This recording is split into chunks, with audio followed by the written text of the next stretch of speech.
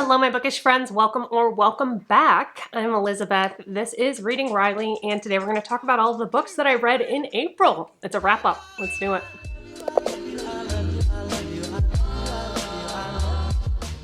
I read thriller, horror, feminist fiction. I would say that encapsulates this as well, but also these genres are just going far and wide across. So it's very genre-bending month. I have a 5-star, I have a 4.5 star, but I also have a 2-star. It's running the whole gamut this month. So as usual, I'm going to start with my lowest rated and work my way up to my highest rated. I will break this up into chapters down below to make it a little bit easier for you to navigate. If you're interested in more so in hearing about one book than another, totally up to you.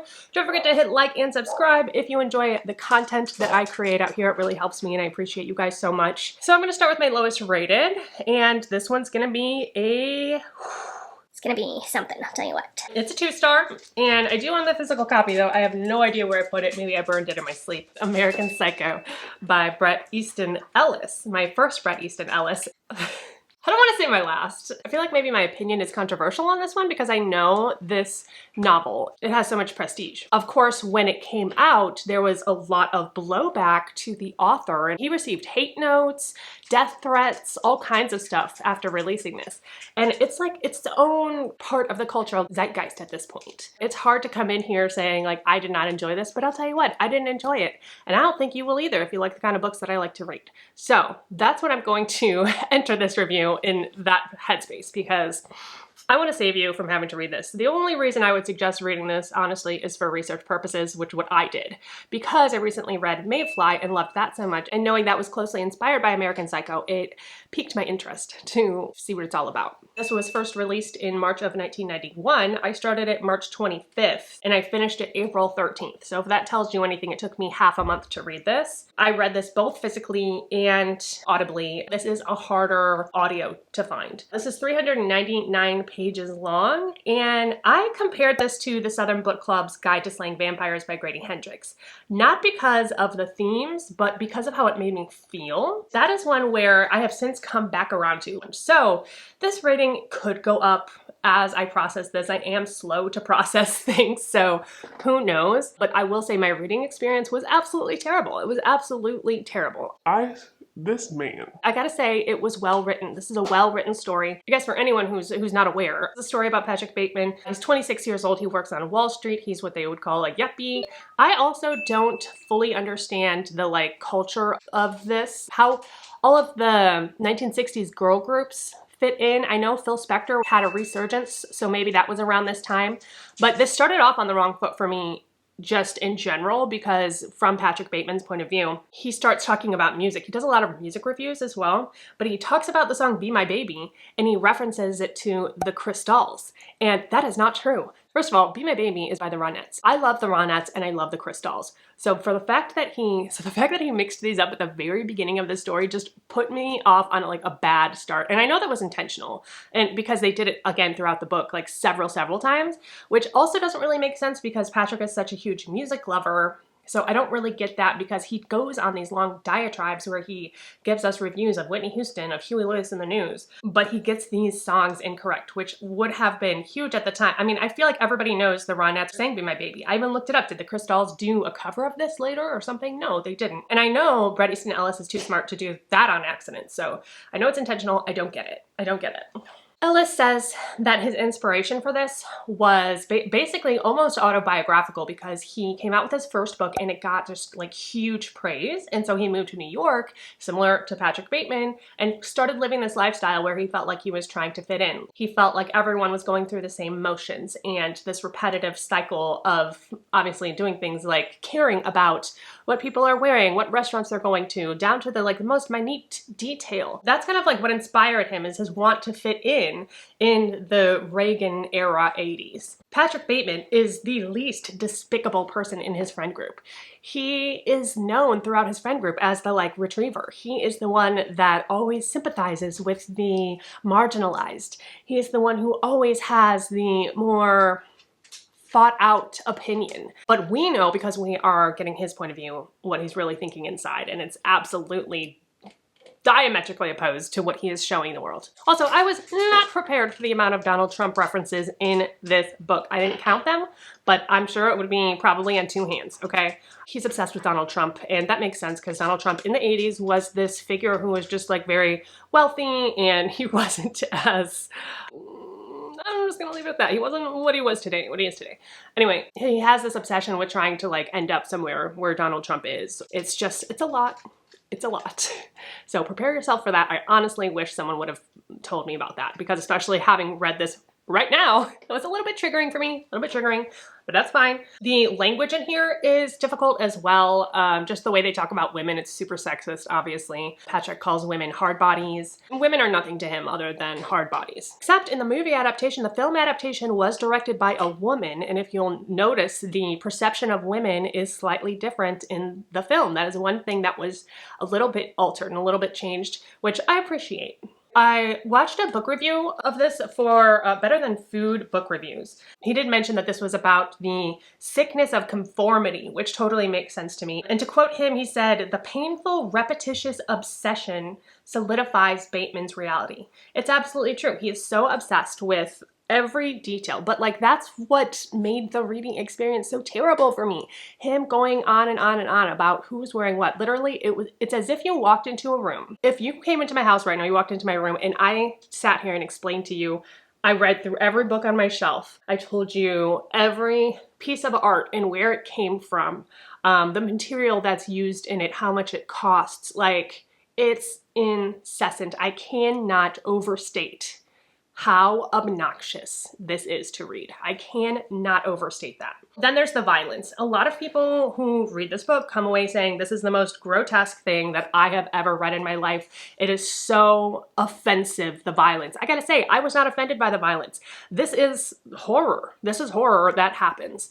I'm not offended by the violence. And I think, for me personally, when it gets really, really, really violent like that, I kind of turn a switch and I'm like less affected by it. So it really didn't hit me. There were a couple moments where I was like, whoa, okay, that's dark. But I wasn't offended by that. I expected that. I had the expectation of that going into this, that Patrick is going to, like, we know. I'd seen the movie before I read the book, so I knew where this was going. But the violence, even though it was gratuitous at times, that was the most entertaining part of this story. Like, the rest of the story is so boring. This is such a boring story, y'all. I swear. Also, a lot of people left, I think more so the film than the book, thinking, is this real life? Did Patrick Bateman actually do this, or is this in his head? In my opinion, having read the book, I think obviously this is real life. Reading this book is the equivalent of following someone around who's taking selfies and checking their makeup perpetually. Like, that's what it's like being inside his head. I do think it's interesting, this dichotomy of who Patrick Bateman is on the inside versus how he represents himself or presents himself to the world. And there's definitely like literary merit in that. I get that. But this is one of those where I'm like, I don't know if I want to keep reading this author. I don't know if I'm interested. Generally, I would say this is intolerable, and do not go into this for a good time. You're not going to have a good time, no matter what. Even if you're like obsessed, well, maybe if you're obsessed with violence, you'll have a good time. But anyway, I can't in good faith recommend this. Please let me know though what your opinion is. I know a lot of people who I have very high regard for enjoy this book, and I think that's because they prioritize that literary merit. And that's a struggle that I've had as a reviewer in general, is like, do I rate books based on my personal experience, or do I rate them based on the literary merit or what I think it's contributing, or if I think they accomplished what they set out to do. In this case, I do think he accomplished what he set out to do, absolutely, and far more. There are now like people obsessed with Patrick. It's a cult classic at this point, to an extent that could be argued is dangerous, honestly. If we rate books based on what we think other people are going to enjoy, then that rating, once it's all averaged out, when everybody rates these books, it doesn't represent what it's meant to represent. So yeah, 2 stars. All right, for the next book, I gave this one a 3-star. I had an advanced listener's copy of this from Macmillan, and I did listen to this on audio. This is called The Bachelorette Party by Camilla Sten, to be released on June 10th. So this is gonna come out this summer. author. I started this April 29th and I finished it April 30th, the last day of the month, and I read it in a day. It was a super quick read, 304 pages. I have not read from this author before. My buzzwords for this are dual timelines. So we have 2 timelines. We have friend group gone wrong. This is queer, also vacation horror, and it does have a podcast element, which is honestly what grabbed me, but don't go into it for the podcast element because it's not on page. It's just like a reference of a podcast. The pitch for this is Scream meets the guest list. I feel like it kind of does that. Like I do feel like that's a good comp title. So the 2 timelines we're following are 2012 and 2022.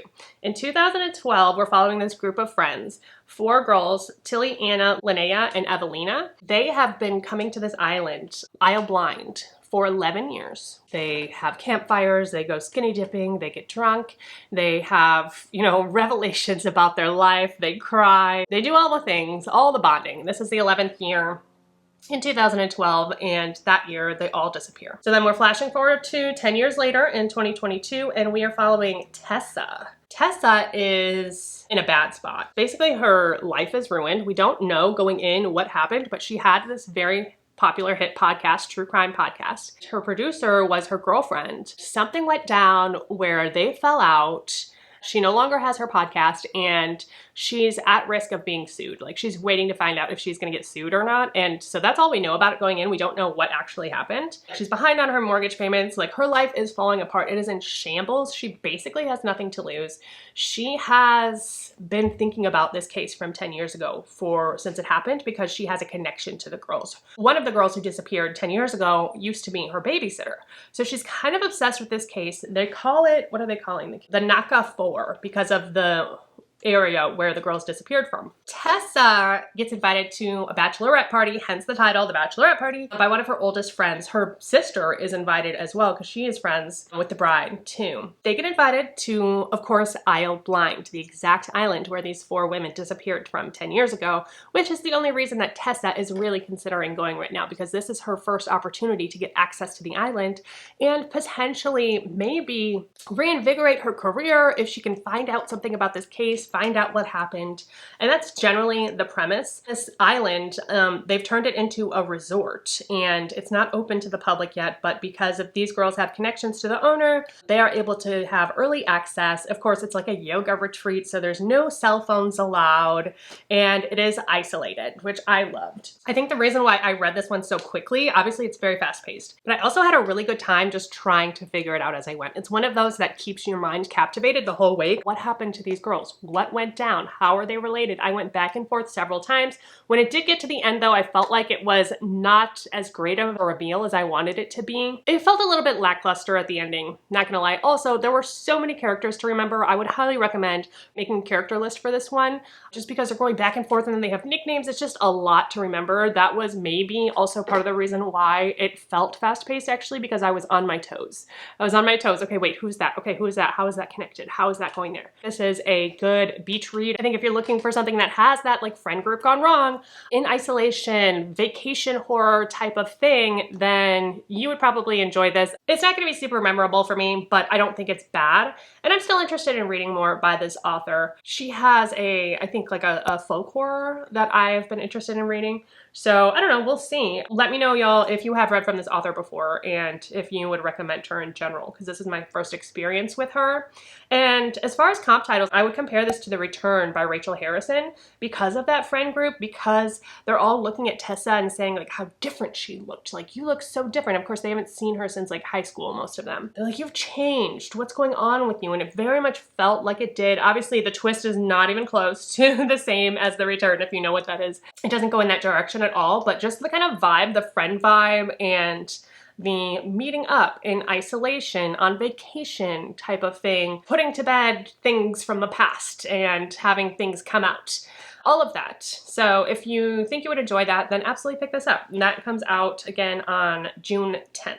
I think I have 2 3.5 star books and then a 4.5 star and a 5 star. So let's get into 3.5 stars. Let's talk about Such Quiet Girls. This is also a mystery thriller. It was released on April 29th, so that is now available. I started it on April 14th and finished it on April 16th. So again, I read this one really quickly. Such Quiet Girls by Noelle W. Ihli. Got this again as an advanced listener's copy from Libro FM this time. So I listened to this on audio. It's 352 pages. And my buzzwords for this are psychological, hard-hitting, and child POV. We get the point of view of a child in this one, which I think is the highlight of the narration.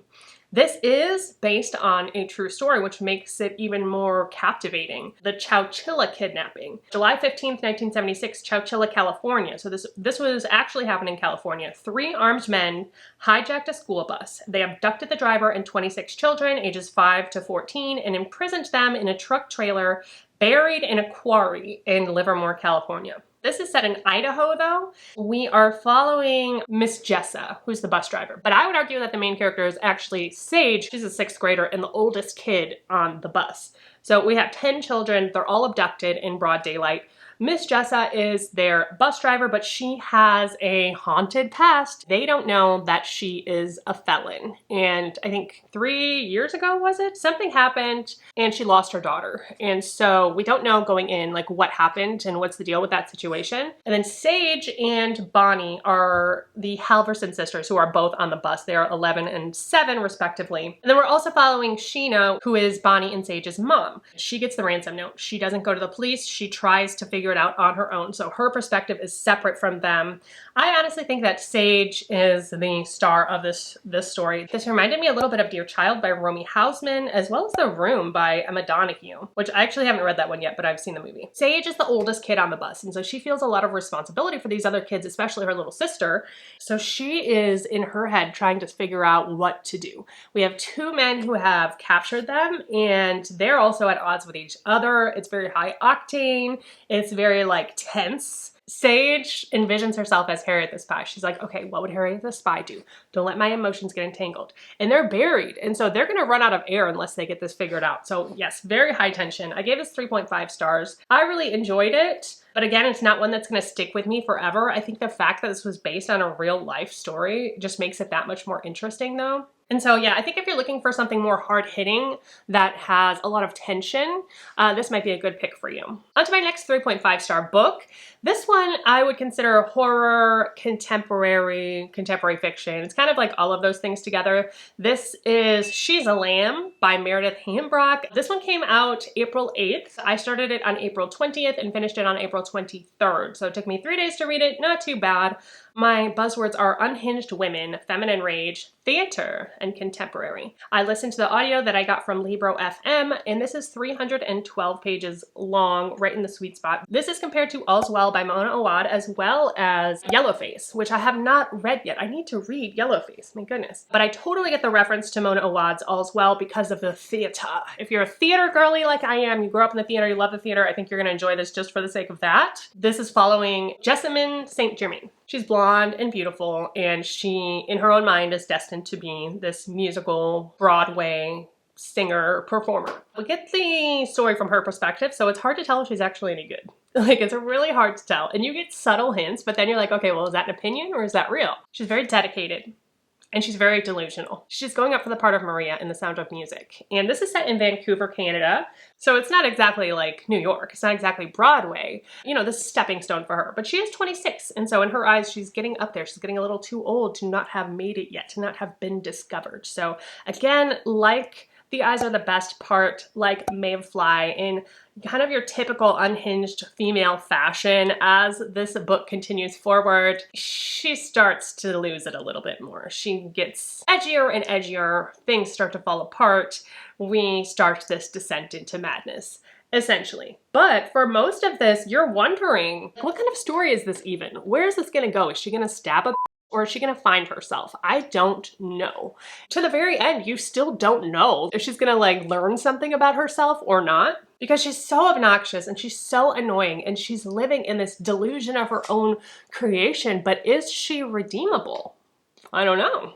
I don't know. I think she might be. There's some conversation about men. She has 2 boyfriends, and she's very excited to say that she has 2 boyfriends. One of them was her stalker, who she decided to turn into a boyfriend because she thought, oh, well, it doesn't have to be scary if I like allow it, if it's my choice. So she makes him her boyfriend. She kind of uses him, but he's definitely he's not right in the head. And then her other boyfriend is this like business guy who doesn't understand her at all, but he like buys her Ubers and he gives her money for stuff. So she basically, with him, it's more like transactional. But there are some subtleties in here about women, and in moments where you do see that she, even though she is this beautiful woman and she is so in love with herself, she has been put through the ringer. She has men treat her in a way that men treat women who believe that women are possessions. She still has to go through that.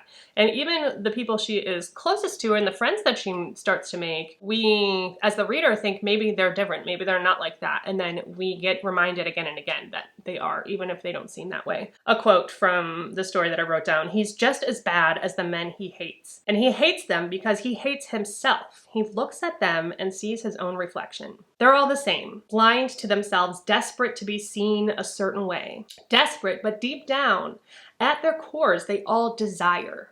Slaves to the thing they want more than anything else, just like me. You have to take it. So she understands this desire, this compulsion. And so she kind of uses that to her advantage in whatever way she can. But also, she's totally distracted. Like, she has no idea she's living in this world that is not reality. And she does have to face that eventually. She doesn't get cast as Maria. It goes to this other girl who's like her rival, but she does get cast as the childminder for all of the Von Trapp children. So she's actually not even performing, but she is having to make sure the kids know they're blocking. She's basically a babysitter, but she's got it in her head that the director chose her for this role because they're kind of like downsizing. They don't have the money to hire understudies. And she thinks that the director has put her in this place so that she would know all the blocking for Maria, so that she would know all the songs for Maria. And of course, she's going to get off book no matter what, like immediately, just in case something should happen to the girl playing Maria. Like, it's this challenge that she has to rise to the occasion. Like, she's very much not living in reality. I can't express that enough.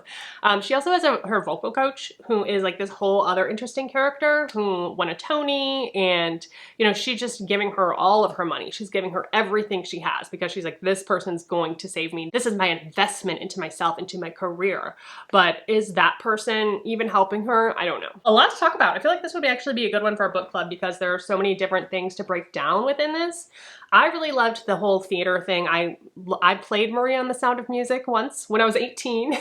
So that brought back a lot of those kind of memories. It felt a little bit nostalgic for me. I love theater in general. So if you do too, I think you're going to enjoy this. Maybe try it out. Give it a pick. Give it a pick up. Give it a pick up. Give it a try. All right, we have 2 more books to talk about, and they're my favorites of the month. I have a 4.5 star and a 5 star to talk to you about. I am so excited. Okay, so this 4.5 star is A Quantum Love Story by Mike Chen. This was recommended by Ashley from Ashley's Little Library, and I loved it. It was amazing. This is a romance, but it's also sci-fi. But I would say it's also a thriller too. This is very genre bending. The comp title for this is the movie Groundhog Day, because essentially that's what happens. Our main character gets stuck in a loop, in a time loop. We're following 2 main characters, obviously. It is a romance. Neuroscientist Mariana Pineda. Mariana is a really interesting character. She has just lost her best friend and sister about 3 months ago. They grew up together, best friends. Their mom and dad eventually ended up getting married, making them literal sisters. And then she died unexpectedly. She went on a trip in the desert and then just like never came back. Mariana is planning on quitting her job, but she works for this company that works in memory. Her business is meeting up with the Hawk facility where they have this particle accelerator. Her best friend, Shay, who's passed, was a quantum physicist, and Shay had always wanted to go see this particle accelerator. So she says, okay, I'm not gonna quit yet. I'm gonna give it a few days or whatever. I'm gonna go to this place. I'm gonna take Shay's picture with me so that she can experience this finally, because I have this opportunity. I don't wanna let it go without taking my friend. All right, then we're following Carter Cho. Carter has an eidetic memory. He works at the Hawk Institute as a technician. He's 33. He is the only one who remembers that he is stuck in this loop. So it's Monday to Thursday, this loop. Some weird stuff starts happening. It has to do with this particle accelerator. There's like this flash of green lightning and it hits Mariana.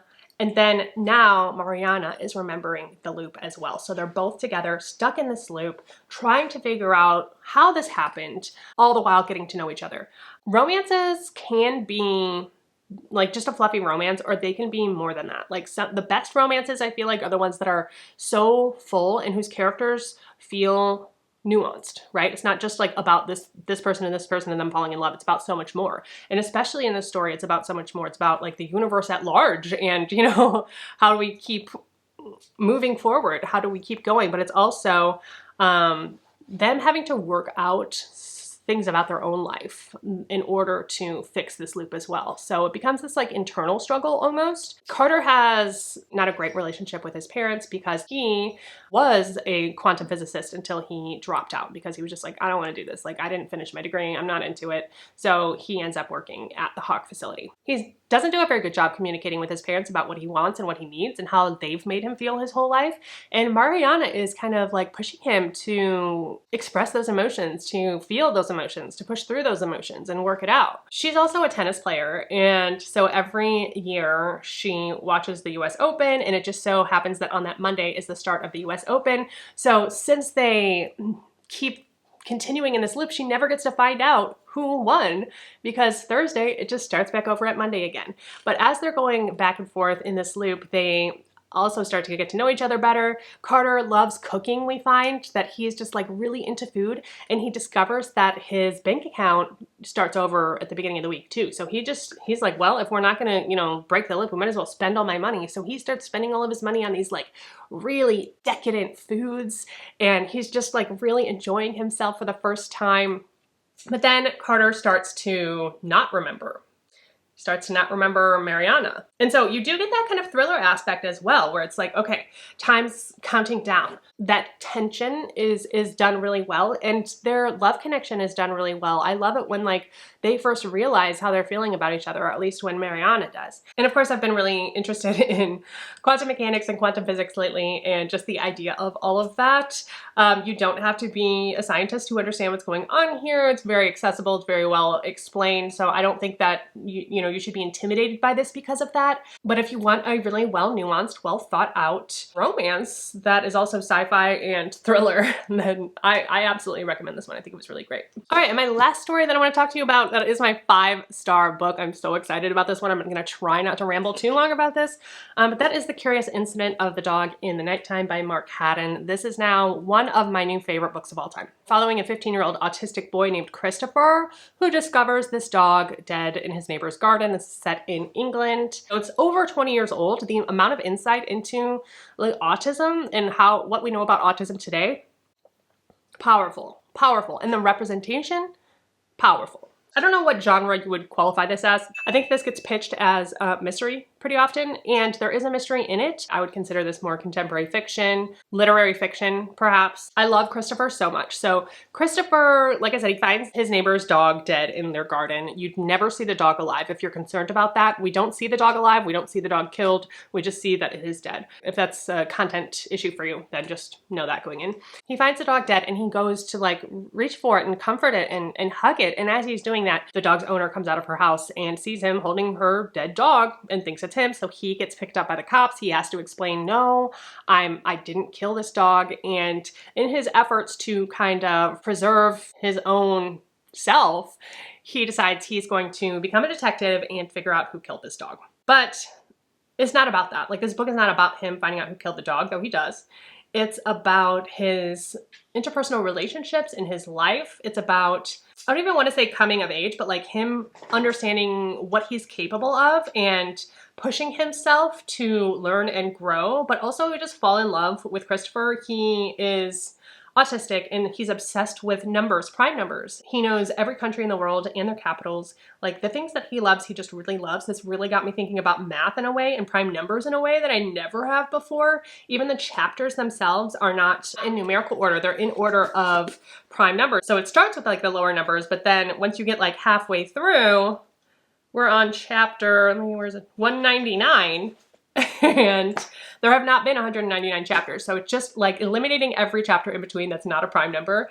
I love that so much. There's also footnotes in here where he just cannot stop talking about something. If you've read Happiness Falls and you enjoyed Mia's footnotes in that, I think you would really, really like this one because he just like gets so excited about something and he wants to tell you every last little detail, and I can relate to that so much.